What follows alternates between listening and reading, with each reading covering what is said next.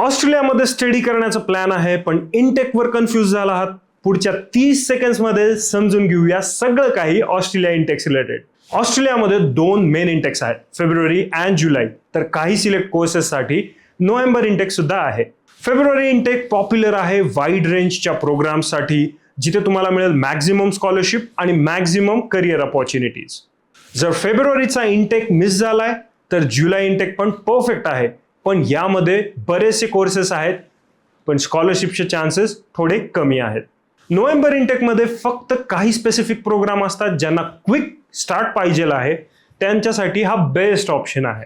Preparation सुरू करण्यासाठी university research करा. 10 ते 12 महिन्या पहिलेच IELTS, TOEFL, PTE सारख्या एक्झाम्स द्या.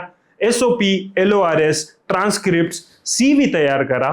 स्कॉलरशिपसाठी अप्लाय करा. विजा ऍप्लिकेशनसाठी डिले बिलकुल करू नका. डेडलाईन मिस करणे, वीक SOP, LOR देणे, विजाला लेट अप्लाय करणे, हे सगळं मिस्टेक्स अवॉइड करा आणि तुम्ही राहाल 100% सेफ.